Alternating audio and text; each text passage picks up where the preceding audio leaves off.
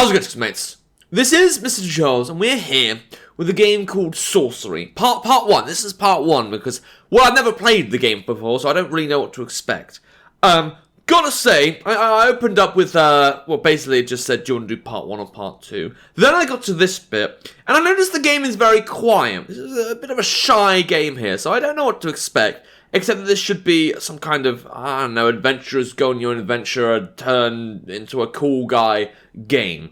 I'm just gonna go with whatever, and just hopefully the volume will magically summon itself. I've checked the look at these settings, right? If I go into, yeah, see there, the little sound thing. So the volume is on, and I've checked that everything's still connected and all that. I've still got my Bluetooth headphones. But the game doesn't want volume for some reason. I don't understand that. Again, doesn't matter. Who fucking cares? I just, you know, I'm a bit confused by that. So I need to choose if I want to be a man or a woman first. That's easy enough. I prefer the look of the woman's sword. So I'm going to be a woman. Oh, and now the music's here. You've walked the wilds of Kakabad through Kar and the spiteful backlands, all the way into Mampang. You have survived traps, thieves, serpents, and vengeful gods, and now it is here, the crown of kings. Okay, I'm kind of getting hyped up. And then the clouds came along and made sure you can't see anything. It is said the crown was never forged, only found by Chalana the Reformer, a lowly foot soldier who became emperor of the Eastern world. Such is the power of the crown. The air around it crackles with influence. Okay, so I think, and I could be wrong, I think this is one of those, like, decision-making games where you kind of have to go one way or another. You get into fights. If I recall, there's also, like, a dice rolling thing where if you get a high roll, you do lots of damage. You get a low roll, well, you're dead, and you're actually useless at life, and you should go to jail for being useless. So this is going to be a very choicey, maybe even borderline graphic novel adventure, I guess. Alright, take it. Take the crown. It's mine. Jishawode, as the Chinese would say. Your destiny awaits. With the crown in your hand, you'll be as powerful as Chalana. The goblins are arming, the giants are waking, and the birdmen carving cruel daggers from stone. War will come, but you will prevent it. But then the image of the crown begins to flicker. You rush forwards. It's a trap! Fine! Yeah, I can be a mature person. Oh, a map! Oh, and start yourself up. Oh, I was dreaming. Well, the clouds did kind of hint that, but I was kind of getting lost in the moment. You are alone, exhausted in the little hut in the outpost settlement. Your unimaginable journey has not even a single step begun. It's because I'm useless, because I don't have a job, because what am I doing with my life? I don't want a life, that's why I'm in my dream world. I love how it seems to get a bit steamy. Oh, Inkle. Okay, they seem nice. It's getting steamy every time I leave the game to itself. Okay, Steve Jackson's Sorcery.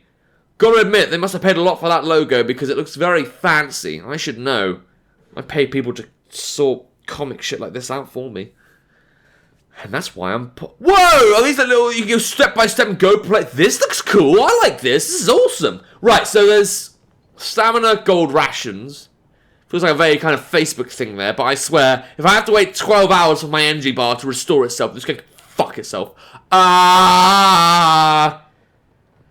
Okay, so I can explore things, I can zoom out. Let's take a look at this land a bit. So, I'm at the outpost, I can go...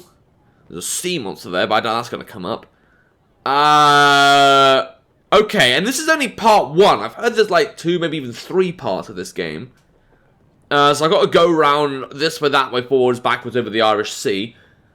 So what does Panther do? Click your cat. No. Okay, fine. What does settings do? Oh, we already did that. Fine. So I can center on my person. That makes sense. And I guess all this stuff comes later. Okay, cool. Let's see what happens. It is sunrise. You dressed breakfast on bread and goat's milk and collect the pack and sword beside your bed. Well, I mean, I'm not exactly an atheist, but I'd rather focus on my blade skills. You pause to test the blade against your thumb. The blacksmith has done well. The edge is keen and draws a narrow line of blood. Outside the hut, you hear the outpost settlement stirring into life. Well, I mean, it's not going to take any stamina, is it? So I'll pray for luck. Take a moment more, you close your eyes and raise a prayer to your spirit guide. This morning, it has the form of the panther. And that's why it says panther up there. It's not because I'm an animal. I don't come from some kind of rainforest. I'm actually praying to Black Panther. May he rest in peace. Wakanda forever. But what will become once your journey truly begins? A great calm descends on you. Okay, time to go. Let's go for it. Time then to depart. You lift back the flap of the hut and step into the early morning sunshine. Sounds like a good time had by all. And then, draw a path to the flag.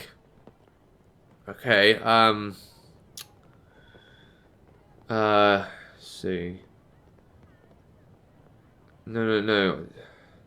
Okay, so if I cross it, okay, so then, no, it's not gonna work. Excellent, perfect, exactly what I wanted to do. Yes. Is that actually going to affect my stamina?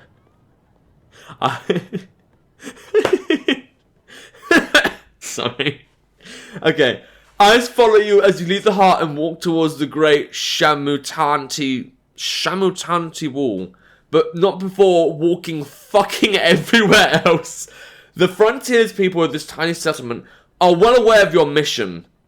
Hey guys! I want to say as many people as like, whoa, he seems nice. Definitely the kind of person you want to introduce to your parents. A man is waiting on the path to the Cantopani Gate, the final doorway between Analand and the wilds of Kakabad. You recognize the sergeant of the Sightmaster Warriors. He holds out his hand, yeah, but not in the direction of me. That's not him holding out his hand to say hello, good to see ya. That's him holding out his hand to God knows where. Okay. Oh, I can either, like, dismiss like that, or I could scroll down and actually find out what to do. Get out now, I'm not going to be a dick. I want to be a nice guy. Greetings, Sergeant. Sorry for that roll of the tongue thing, but I feel like I'm playing a very medieval game. Playing a game full of magic and witchcraft and something beginning with S. I've forgotten what it was. Okay, he touches his forehead with 2 fingers. You are almost ready, my lady, he says. I have for you a gift from the god. Oh, God. You know what it was? I saw this and thought, Aztec. Okay, 24 gold pieces from the king. He's a king of some kind. It is all we can spare this time. He holds out a pouch. Take it, take half, or refuse it. You know what? I want to be a reasonable guy. Let's just take half, and he can do whatever he wants with the rest. Half. You take the bag, count out half the coins, and return the rest. The king will need them should I fail, you declare. You choose a harder path, but I respect you for it, the Sightmaster replies. You must collect your spellbook if you wish magic to aid you. And should you wish to practice your swordplay, I will go one last round with you. Is that because I gave you half my money, or because you're a nice guy? And he points with his staff towards the training ground. Okay. Well, I'd like to stab something. So let's go for the fun thing. Maybe the training. Yes, absolutely. Magnifique. You walk with the sergeant to the training ground, and he wraps the base of his staff in leather. Alright, let's do it. We're gonna fight some people. Wow, look at little paper cutouts! But I prefer my sword more. Okay, so to begin, the sergeant says, we will practice the stances. First, defend yourself against me. Choose your attack power by dragging your character sideways. To defend, stay fully left. Okay, well I guess I'll just kind of attack. Oh! Maybe I should just kind of dance. Boom,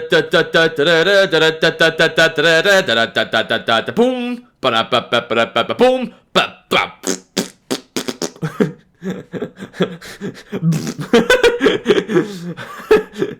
oh my god, I love the animation here. Okay, so this is where stamina comes into play. And it doesn't exactly feel like a dangerous adventure, so maybe I don't want to go because that, oh Jesus, 9. Maybe I'll go for a little cut. Boom. Brilliant. And he does, oh dear. Okay. The Sightmaster is a powerful enemy. By defending, you will receive the minimum damage from any attacks he makes. But instead you try a medium attack. The Sightmaster Sergeant chooses a light attack, betting yours will be even lower. So your attack damages him. My next attack will be a medium strength. You may be able to overpower me if you wish to try. Yes! Oh, fuck, okay. Well, that's not as strong as I thought it would be. Let's go. Thrust. And I got stronger than him. But what happened? You play a strong attack. You play a strong attack. Not exactly the literature I'd use, or the English, or the words. But okay. Overpowering the Side Master Sergeant again. He bows. You have finished me. Excellent. Well, I'm glad that we're talking in sword context and not something else. Okay, no stamina loss, flawless fighting. Excellent. Cool. I'm so amazing at this. You seem to remember the basics, the sergeant says breathlessly. Good. Another round? Nah, I think I got the gist of the game. I better prepare for other things. You shake your head. Very good, the sergeant agrees. But if you wish a bout in earnest, then I warn you, I will not go easy on you. He indicates the wider yard, where there is space for a true match. I mean, I could do, but why, though? Okay, so I got some gold for that. I wonder what rations do, then. Is that going to be like our hunger, you know, Sims-ish, or Simlish, I guess they'd call it. But that's the language. Is there going to be a hunger bar here? Alright, well, I'd rather get some food first. I mean, in real life, I'm not really that hungry. I had some nuts for breakfast, but this character might be. Okay, small traders in the settlement supply the Sightmaster warriors with weapons, armor, food, and clothing. You go over with the sergeant to a stall selling flatbreads and cheese. Well, I'd rather have crackers, but you know what? Bread and cheese, that is how you get around. In life and in Darkest Dungeon. 2 gold pieces per ration. A haggle. Nah, I'm going to be fair. Maybe I'll get 2 rations. I mean, I don't want just 1, and I don't really know what to expect for this game, but I'd rather have gold for other things. You hand over your coins, and the man places 2 rations carefully into your pack.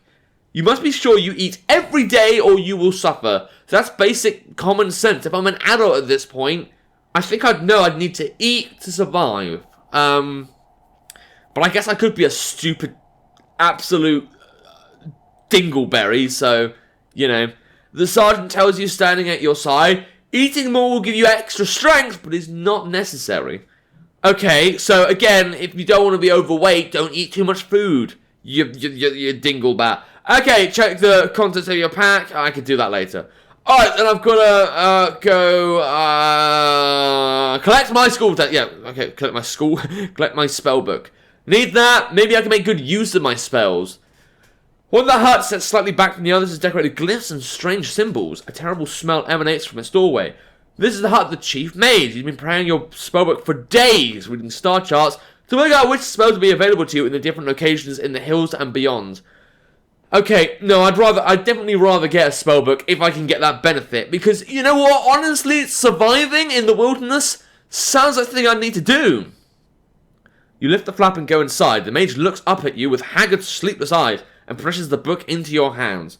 Do you understand how to use this? He asks. Tell me. I wanna make sure I understand everything fully. Alright, each spell is crafted through the alignment of 3 stars, he begins. The spell ZAP, for example, is made by aligning Zarathustra, August, and Peony. But that is not important. What matters is what the spell is called and what it does. ZAP will give you the control over lightning. I love lightning. Hot will create a fireball. Thoth will create a force field around you. Should I continue? I tell you, I mean, I might even know what you're talking about. Maybe I haven't studied English in university. Spoiler alert, I have. So tell me more. The mage nods. The law spell is formed from Lilith, August, and Wex, and it will allow you to control the will of unintelligent creatures. The Wall spell is quite different and uses stars. The order matters, you see. Wall creates an invisible barrier. You will find the rest in the book, he adds, tapping the leather-bound volume. Alright, thank you. Just keep asking for more and make sure he never fucking sleeps. He is not allowed to go to bed. No going to sleep. Please just stay up until you die of some terrible lack of sleep disease. Alright, he scratches absently at his ear. Remember, some spells will cost you effort. You may actually need to do something to cast the spell. Imagine that. Okay, but the ones that don't will not work without a focus. An item of some kind. You'll need to read the book to know what. You need to actually read. Can't just search the stuff on Google. Can't use that Google AI. You have to read an actual book. You uneducated piece of... Okay, research magic using the spellbook button. Okay. Well, having lightning and fire, those are two spells I value. But do I want to fight in the yard... or do I want to approach the gate and then start the adventure? You know what? I think I'm going to save that for the next episode. I'm honestly kind of into this. This feels... well, it's better than Liminal Void. It's better than Liminal Void because at least I can kind of understand what's going on. I've got stats. I've got things I can use. I've got choices I can make. It's a bit text heavy and I wouldn't say it's something that would get really popular anytime soon. But, you know, it feels like a good illustrated adventure. And I've also got to say... whoever designed the map of this game, as someone who struggles to make maps, well, I made one map in my life. I basically just copied a map from, I think it was a London borough, but that was for, like, Tales of Copernicus. That's a book you can buy on Amazon. Like, making maps is incredibly difficult, and this looks bloody excellent. So whoever designed this map deserves lots of money. Alright, cool, but we don't need to go into that. Next time, you're going to see my decision whether I want to fight and stab the guy that helped me or approach the gate and actually start. Or maybe I'll do both. I mean, I have to do both, if not one of them. So, if you want to play the game yourself, see if you can get through Sorcery. There'll be a link to the game in the description down below. And without further ado, the book's got chance this time. See ya!